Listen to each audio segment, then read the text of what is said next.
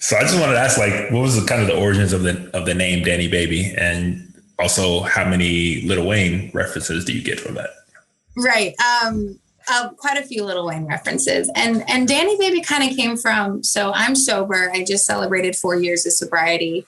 Congrats. And thank you so much. And Dani Baby kind of came from, like, I was a pop artist when I was like 14 and 15. And they were molding me, to be very much of like a Britney Spears kind of angle. And I didn't really get to have much of a voice in that because I was a kid and I had like producers and managers and all of this stuff. And so when I was about 16, I just said, like, I'm done with this, like I just want to be a kid and I don't want to handle all the stuff that comes along with it. And so when I finally got back into music, which was when I got sober, because I was able to like, be level-headed and clear and see what was going on.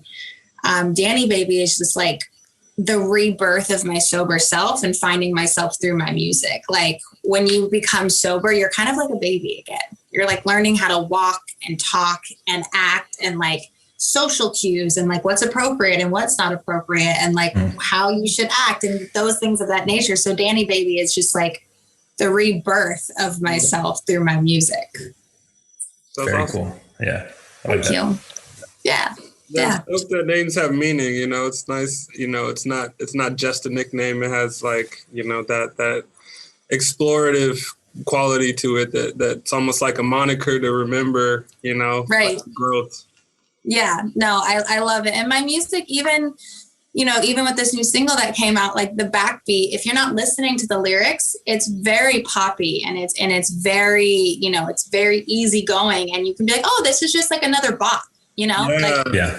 But then if you listen to the lyrics, you're like, oh, like she's talking about some serious issues that are going on here, Yeah, some really serious issues. And, after like 3 listens, you get it all. You start like, wait, that's what she's talking about in the beginning? You're like, oh, wow, that's heavy to just go right there to like, know.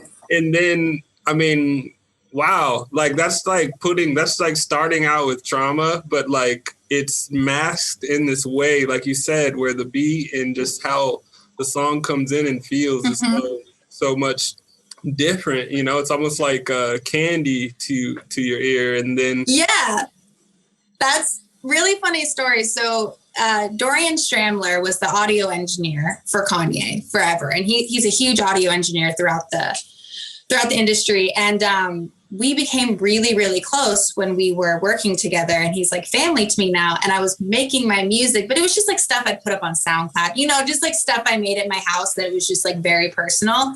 And he called me Dead Cricket Lady. He's like, Dani, this stuff is so sad. Like you cannot, like you're so talented, but this stuff, like I'm so depressed. Like you can't go in with all of it at once. And I was like, no, I am true to myself as an artist, and I'm just going to be super sad. And he was like, bro, like you have to match it with something. And so when we wrote I Grew Up in LA, I was like, okay, we got to give it this kind of candy beat, to get people like to offset the really vulgar and, really emotional lyrics in this song. And so that's what happened, because he told me I had to stop being Dead Cricket Girl. So.